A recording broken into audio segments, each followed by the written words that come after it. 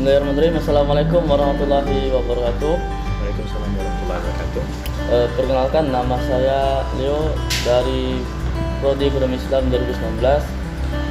Saya selaku Ketua Bidang Acara Pekan Kewirausahaan Pemerintahan tahun 2020, di mana pada hari ini kita akan mendengarkan pertanyaan dan jawaban yang sering ditanyakan oleh para peserta untuk PKWU 2020 ini. Sebelum kita mulai ke pertanyaan, mari kita dengarkan pengenalan dari narasumber kita selaku Ketua Panitia PKWU 2020 ini. Kepada Bang Randa, saya persilakan. Bismillahirrahmanirrahim. Assalamualaikum warahmatullahi wabarakatuh. Selamat siang teman-teman. Perkenalkan, nama saya Randa Julio dari Ketua Panitia PKWU tahun ini. Mudah-mudahan di sesi ke hari ini saya ingin menjawab banyaknya pertanyaan teman-teman yang berulang-ulang tentang kegiatan PKWU tahun ini. Mudah-mudahan dengan video ini bisa menjawab semua pertanyaan tersebut ya. Sekian, terima kasih. Baik, untuk perkenalan dari narasumber kita selaku Ketua Panitia PKWU 2020. Selanjutnya kita langsung ke pertanyaan yang pertama yang diajukan peserta, yaitu gini ya Bang. Sebenarnya PKWU ini kegiatannya tuh bagaimana sih Bang, yang sering menjadi pertanyaan-pertanyaan para peserta itu? Boleh dijelasin Bang? Oke. Ya, mungkin PKWU tahun ini nih memang agak berbeda ya. Yang dimana nih PKWU tahun ini nih bukan lomba bisnis plan, tapi lomba bisnis plan untuk pengembangan bisnis usaha teman-teman. Jadi PKWU tahun 2020 ini bertujuan untuk membantu usaha teman-teman, baik itu dari pemodalan dan pelatihan, agar teman-teman nanti bisa scale up di usaha teman-teman. Ya. Oke, cukup jelas ya. Selanjutnya pertanyaan kedua. Ini Bang ya, untuk ikut PKWU ini apakah boleh mendaftarkan bisnis keluarga atau teman gitu Bang? Soalnya banyak pertanyaan ini terutama di pada bidang kelompok. Boleh dijelaskan Bang? Oke.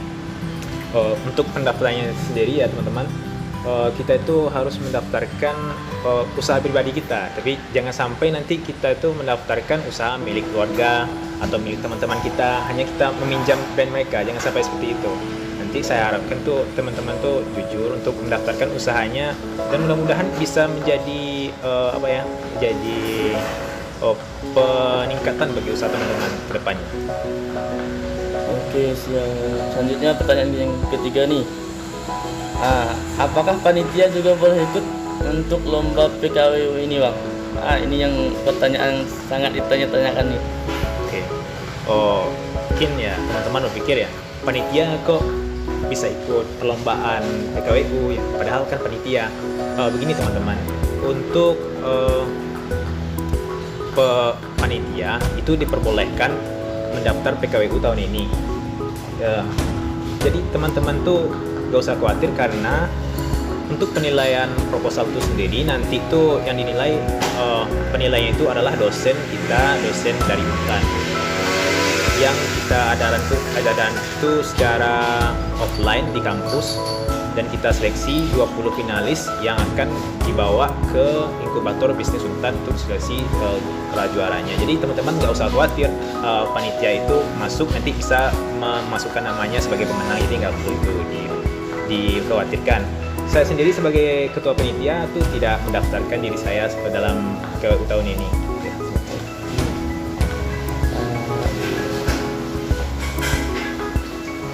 Untuk pertanyaan yang keempat ya Bang, apakah laporan keuangan yang dibuat harus sesuai dengan format di booklet yang disediakan panitia Bang? Itu gimana ya? Oke.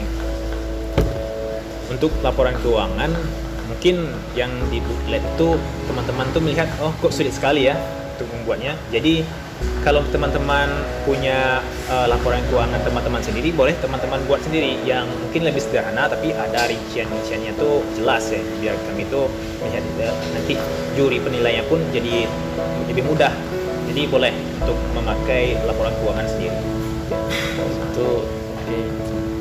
Selanjutnya untuk surat pernyataan nih Bang, gimana nih, apakah boleh pakai materai atau enggak nih? Oke, untuk surat pernyataan sendiri itu ya, itu kan ditujukan untuk menguji kejujuran teman-teman, apakah usahanya itu sudah berjalan 1 bulan atau belum ya. Jadi surat pernyataan itu gak harus pakai materai, yang penting teman isi surat pernyataan tersebut dan teman-teman lampirkan di proposal usaha, pengembangan usaha teman-teman itu. Bisnis teman-teman itu sudah berjalan lebih 1 bulan dengan laporan keuangannya. Nah, jadi teman-teman tuh nggak perlu pakai materai atau yang lainnya. Jadi cukup tanda tangan dan isi surat pernyataan itu dengan jelas. Selanjutnya Bang, ini kan biasanya untuk mahasiswa ini kan nggak ada punya NPWP. Pas di format nih ada disuruh untuk mengisi NPWP. Apakah itu harus diisi atau enggak? Untuk NPWP sendiri ya kita mahasiswa yang tentu banyak yang belum punya NPWP. Jadi NPWP itu sendiri adalah opsional untuk proposal bisnis, pengembangan bisnis ini. Jadi teman-teman nggak perlu melampirkannya kalau memang belum punya. Tapi kalau alangkah baiknya teman-teman yang sudah punya untuk melampirkan NPWP teman-teman. Untuk untuk memperjelas usaha teman-teman. Saya kira kayak itu. Ya. Untuk selanjutnya ya Bang ya. Ya. Alur format penulisan ini gimana? Apakah harus sesuai dengan formatnya atau tergantung proposal, contoh proposal? Oke. Mungkin ya untuk alur format penulisan sudah ada di booklet. Jadi teman-teman bisa baca di situ.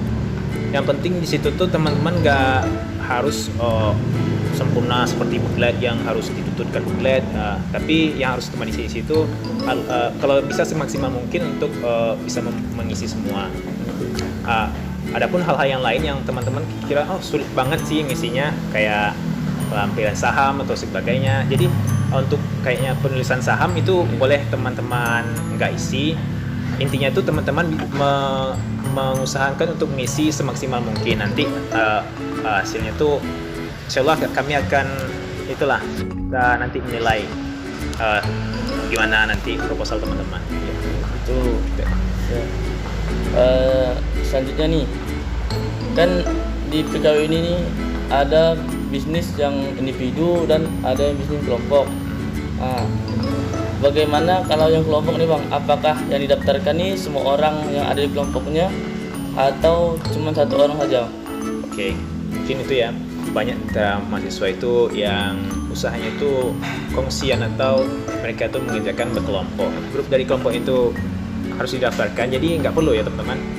Yang perlu itu cuma 1 orang perwakilan saja atau ownernya saja yang mendaftar di acara PKWU-nya. Nanti yang ikut itu cuma 1 orang saja.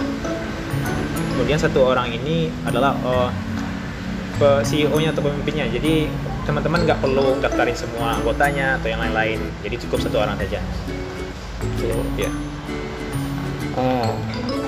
Gini Bang, sehabis ikut PKWU ini apakah ada kelanjutan dari panitia untuk finalis yang telah ikut di PKWU ini Bang? Kelanjutannya gitu gimana?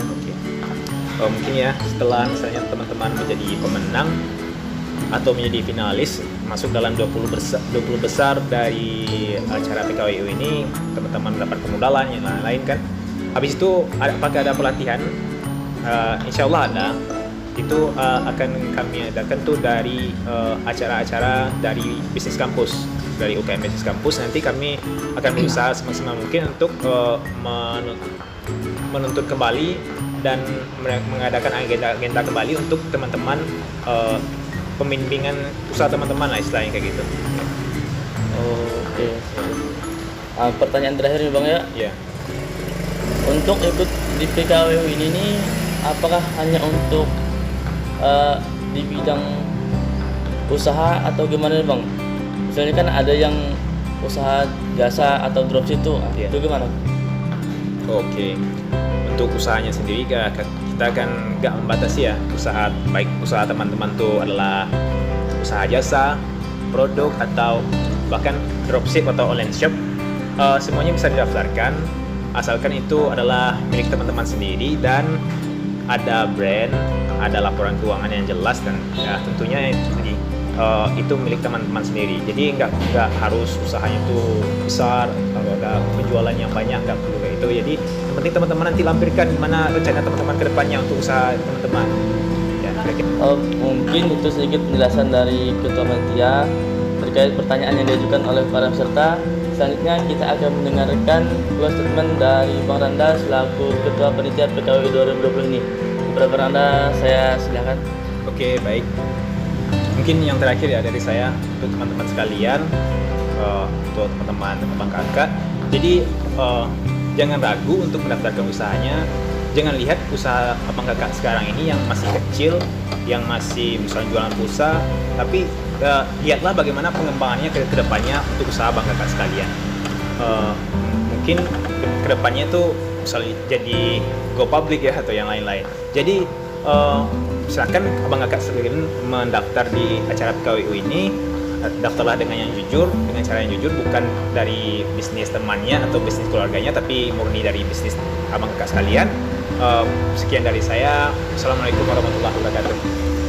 Terima kasih kepada Bang Randa yang Ketua di PKWI 2020 ini terkait tentang pertanyaan-pertanyaan yang diajukan oleh peserta.